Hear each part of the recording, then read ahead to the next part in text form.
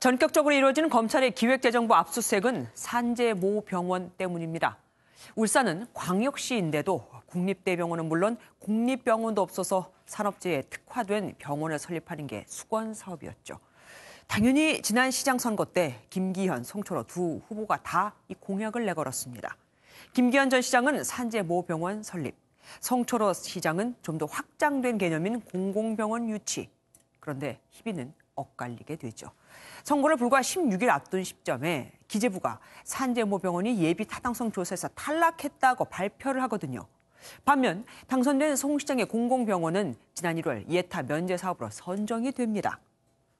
그래서 검찰이 과연 정부의 일 처리가 공정했는지를 들여다보려고 하는 겁니다. 김기현 전 시장은 같은 시각 기자회견을 열고 청와대가 나서서 사실상 지방선거를 총괄 지휘했다고 주장했습니다. 임성재 기자가 보도합니다. 김기현 전 울산시장이 기자회견을 열고 지난해 6.13 지방선거 당시 권력 핵심부가 선거를 총괄주의했다고 주장했습니다. 김 전 시장은 검찰이 확보한 이른바 송병기 업무수첩에 청와대 등의 선거 개입 정황이 담겼다고 폭로했습니다. 최고 권력 핵심부가 선거를 총괄지휘하면서 사실상 선대본부가 되어 민주주의의 꽃인 선거를 짓밟은 선거 테러입니다. 특히 선거 전 자신의 공약 중 하나였던 산재 모병원 건립에 대해 청와대와 송철호 시장 측이 논의한 정황이 있다고 밝혔습니다. 송 부시장의 업무수첩에 예비 타당성 조사 결과가 발표되기 7달 전인 지난 2017년 10월 산재 모병원이 자초되면 좋다는 취지의 메모가 있었다고 주장했습니다.